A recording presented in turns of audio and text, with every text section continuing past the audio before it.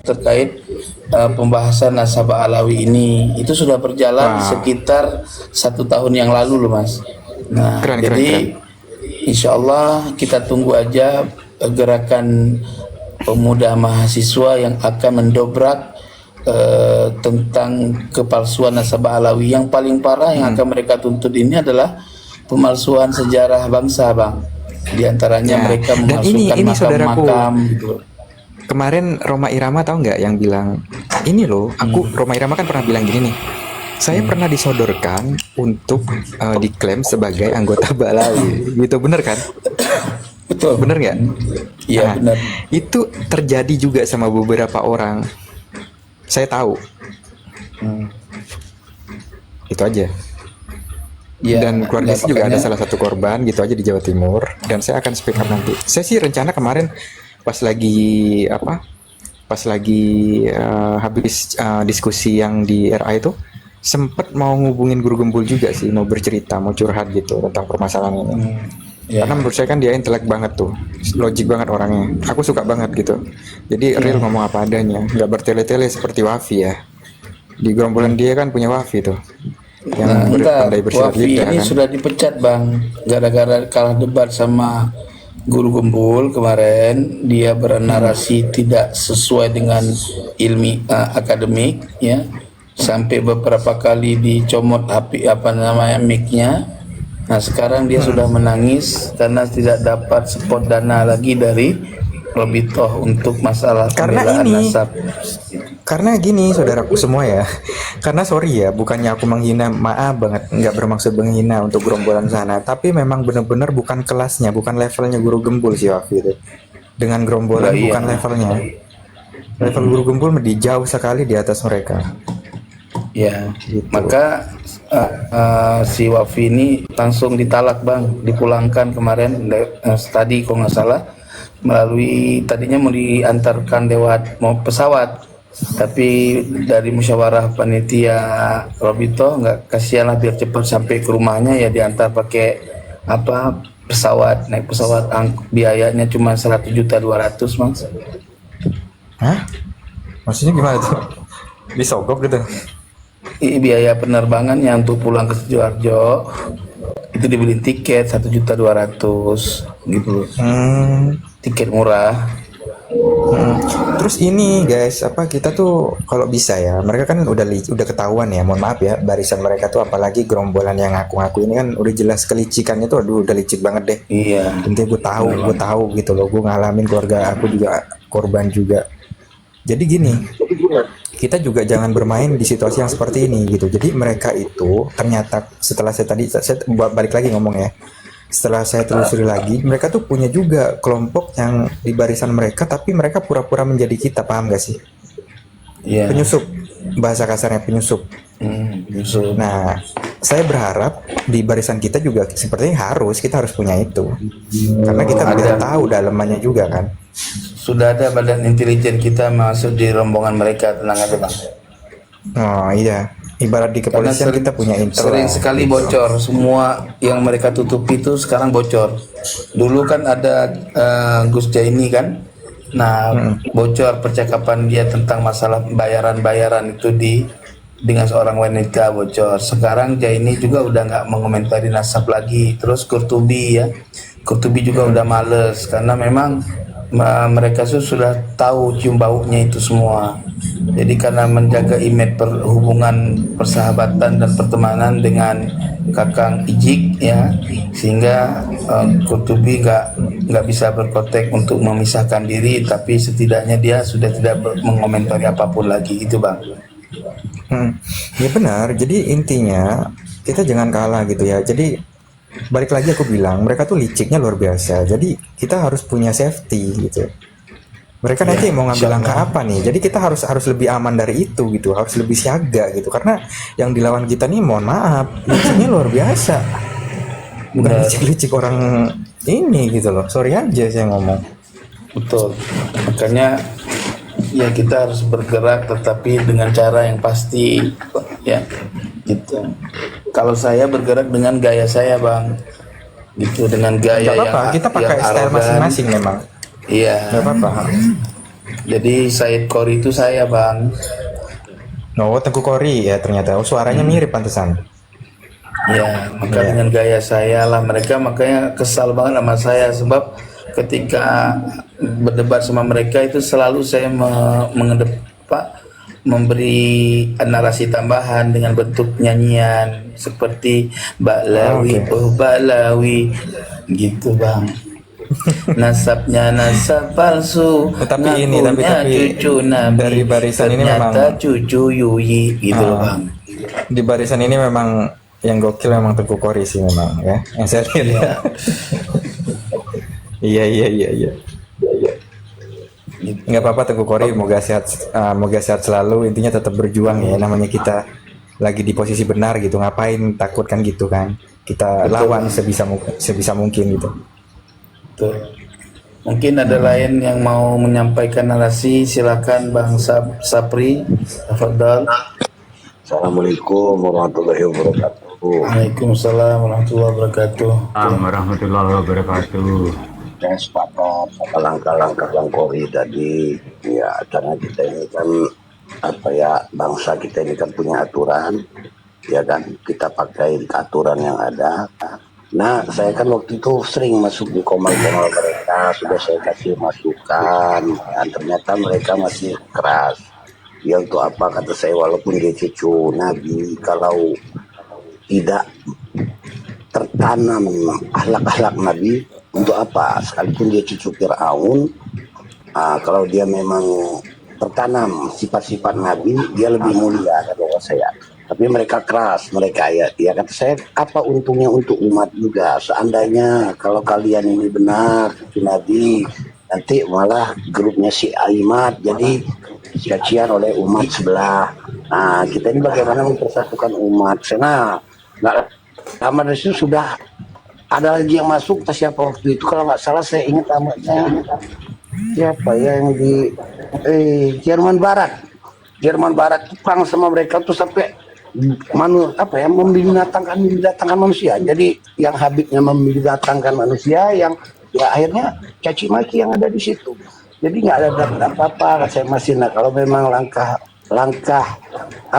Bang Kori tadi, ya saya sangat mendukung gitu seperti itu. Jadi supaya terang benderang gitu. Kenapa? Karena mengapa mereka mengambil keturunan Nabi? Karena Nabi ya mau nggak mau agar mereka mengatakan, ya kan? Ya, Ya, sementara dengan usaha nah ini yang sangat saya sayangkan, menjual atas nama Nabi tapi untuk kepentingan dunia, ya kan? Nah, di situ yang saya sayangkan, kalau memang ini terbukti mereka ini nasabnya nasab palsu. Ya, terlalu durhaka kan? Terlalu durhaka itu hanya untuk berdunia, berarti dimuliakan di dunia. Nah, ya kan, yang nyata, kalau dia sampai kenyataannya nggak benar gitu, kasihan sekali gitu Pak. Ini saya ini mohon maaf. Mohon maaf Pak, saya potong sebentar ya Pak. Saya mau tanya ke Tengku Kori. Ini Tengku Kori, saya mau tanya. Saya kan kebetulan dari orang biasa ya. Saya dulu pernah nyantri, cuman nggak lama gitu, nggak betah. Jadi saya mau tanya. Tapi kalau menurut saya sih sepertinya sangat fatal gitu. Saya mau tanya, dalam ilmu keagamaan mungkin Tengku Kori lebih paham. Saya cuma mau tanya ini, saya belum pernah nanya nih. Lebih paham. Kebetulan tadi Bapak ini kan nyambung Pak Sapri nih. Jadi saya mau nanya, ada nggak di kitab-kitab dosanya orang mengatasnamakan? Nah, ini kan nama Nabi bukan sembarangan ya. Ini kan nama suci ya yang kita agung-agungkan selama ini kan. Bagaimana orang mengatasnamakan Rasulullah gitu dengan perbuatan yang tidak benar gitu, itu gimana dosanya tuh, coba ada nggak sih Tengku Kori penjelasan, mohon maaf kalau di dalam kitab Al-Fatawil Hadithiyah karangan Imam Ibnu Hajar Al-Haytami, beliau menyatakan untuk tidak percaya kepada seseorang yang menisbatkan dirinya kepada keturunan yang suci Nabi Muhammad sallallahu alaihi wasallam melalui perutnya Sayyidah Fatimah Zahra ya, dan Ali bin Abi Thalib, apabila mereka itu yang mengaku-ngaku zuriat Nabi melakukan tindakan-tindakan akhlak yang buruk, qarain, ya. Nah, akhlak yang buruk ini tidak akan pernah menempel, ya, kepada zuriat Nabi Muhammad SAW secara nurul nubuwah, ya.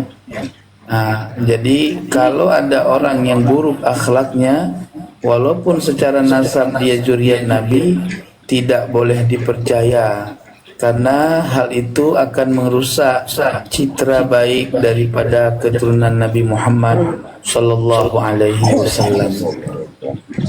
Di dalam hadis lain, Nabi pernah menyampaikan akan datang fitnatus sarra, di mana fitnatus sarra itu berasal dari seorang laki-laki dengan keilmuannya, maksudnya dua tumitnya itu artinya dua keilmuannya, maknanya ilmu, hal banyak ilmu lah, ya, dengan kemampuan ilmu dan kemasyhurannya dia mengaku-ngaku sebagai bagian daripada keluargaku, padahal bukanlah dia daripada keluargaku, karena keluargaku adalah daripada aulia-aulia, ya, gitu kan.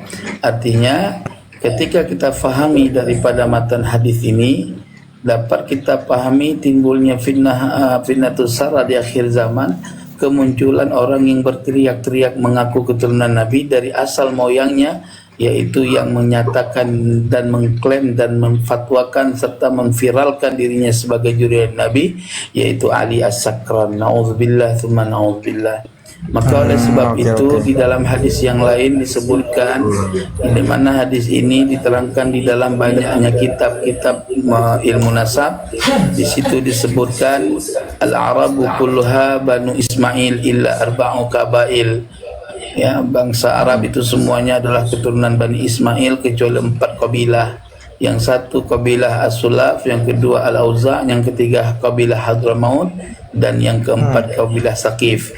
Nah, Ba'alawi ini merupakan salah satu dari kabilah Hadramaut, berbeda dari kabilah Arab yang ada di Hadramaut, karena dia tetap kabilah Arab, bukan kabilah Hadramaut. Jadi ketika dia datang dari Iran, dari negeri-negeri Zionis di zaman dahulu, masuk ke Hadramaut, lalu mereka mengklaim dirinya sebagai zuriat Nabi, maka kabilah yang sudah dianggap sebagai kabilah Hadramaut itu masuk dalam perkataan Nabi, bukan keturunan Banu Ismail. Nah, ketika ilmuwan modern menemukan satu pengetahuan DNA, maka aflora group mereka daripada kabilah Hadramaut, yaitu dari kalangan Habib ini, dari kalangan Ba'alawi ini, semua yang sudah tes DNA mereka belah from group G, di mana peta migrasi G itu adalah merupakan keturunan dari Yahudi. Beda dengan peta migrasi J1 atau LM20 yang memang terverifikasi secara peta migrasi daripada Baghdad. Begitu. Serem banget kan? Serem banget sih. Nah, kalau Yahudi makanya bener asli serem banget. Ya Allah. Kenal semuanya. Terus saya bingungnya begini ya, saudaraku semua, saya bingung banget kenapa ya, kalau memang di belakang nasab itu, yang di Indonesia terutama ya, itu memang nggak ada udang di balik batu, kenapa mereka tuh maksa banget gitu. Satu itu ya. Yang kedua yang saya aneh, versi lainnya ya, di luar sana, apalagi yang lagi getol nih, yang lagi membela Palestina, mungkin pernah dengar Al-Qassam nggak, anggota Al-Qassam nggak? Ya, Kasam. Tapi kalau salah dikoreksi, mohon maaf ya. Ini saya cuma mendengar nggak begitu ini banget. Cuma saya sempat mendengar bahwa di barisan itu yang membela Palestina itu ada lumayan banyak memang keturunan Rasulullah asli loh. Tapi mereka nggak mengaku-ngaku, nggak kayak ini loh, gue keturunan Rasulullah, gue perang nih, nggak begitu, nggak. Itu orang dengar memang di barisan itu memang real ada gitu, memang keturunan Rasulullah di barisan itu. Nah, anehnya kalau di Indonesia dia memanfaatkan itu, dipamer-pamerkan karena ada something gitu. Jadi nggak ada perbuatan yang real.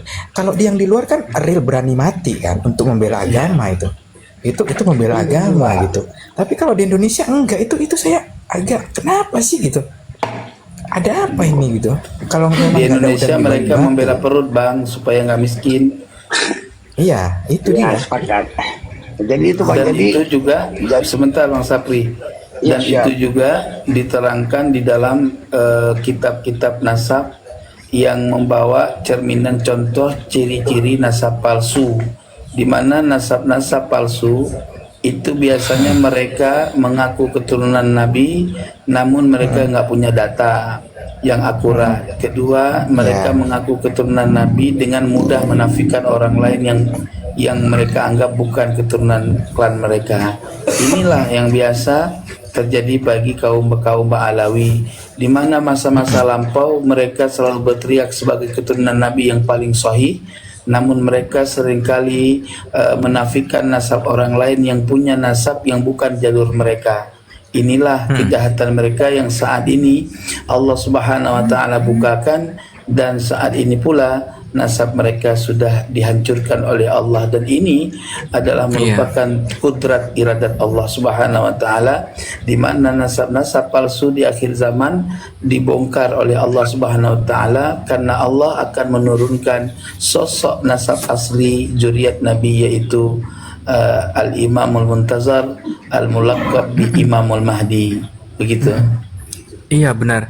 Jadi gitu, betapa mulianya ya keturunan Rasulullah di luar negeri sana gitu, yang memang benar-benar mohon maaf tidak memanfaatkan situasi. Jadi mereka tuh nggak peduli gitu loh, mau orang tahu mohon maaf nih agak pakai bahasa ini ya, santai aja kita ngobrol. Jadi kayak nggak peduli lah orang tahu aku ini keturunan Rasulullah bukan, yang penting ya udah nih ada kesempatan untuk membela agama, mereka terjun loh. Bahkan di barisan perang mereka ada gitu keturunan Rasulullah. Jadi benar-benar gak takut mati. Nah perbedaannya sangat jauh kalau sama di Indonesia, itu doang memang. Ya kita kasih contoh gini Bang Pelamboyan. Kita kasih contoh gini. Zaman perang Belanda, siapa kalangan Ba'alawi yang menjadi syuhada?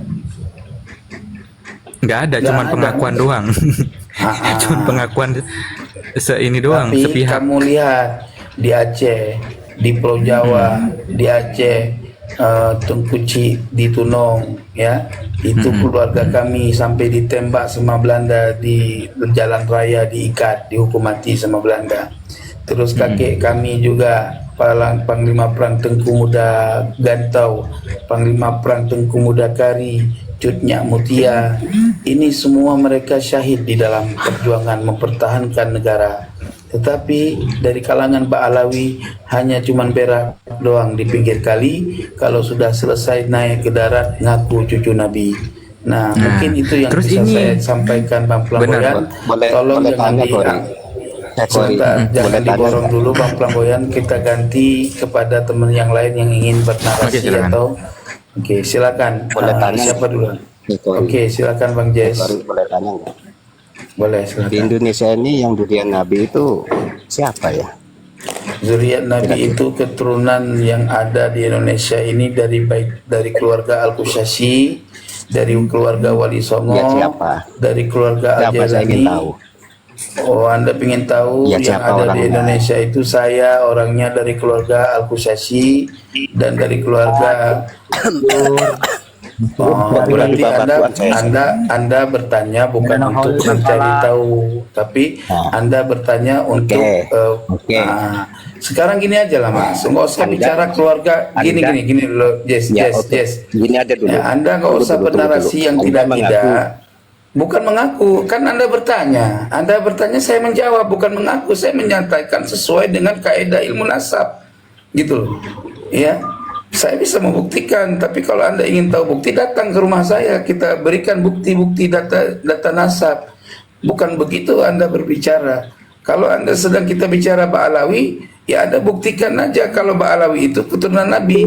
Artinya biar Anda tahu di Indonesia ini yang bukan Ba'alawi itu adalah zuriat Nabi dari keluarga Wali Songo. Ya, Anda miyat-miyat tapi Anda nggak mengkonfirmasi jawaban orang. Apa yang harus kita dengarkan? Oke, Anda mengaku durian Nabi kan ya? Bukan mengaku, Ya. faktanya. Iya fakta. Apa lu ucapan dulu bisa bisa mencontohkan baginda Nabi? Loh, Apa yang menjadi kesalahan dari perkataan saya yang tidak mencontohkan curian Nabi? Oh, omongan lu di komal-komal anjing-anjing. Karena gua dianjing ini wajar gua nganjingin orang. Durian Nabi Baginda itu sabar sekarang orangnya. gini loh, Kenapa Mas. lu nggak bisa sabar? Emang gua tanya, emang Nabi nggak pernah caci maki? Dicaci maki tapi beliau nggak melawan. Saya tanya, Nabi nggak pernah caci maki dalam sholat. Nabi melaknatin orang yang membunuh 70 ahli Qura. Bukankah itu makna caci maki dalam sholat? Kunut nazilah.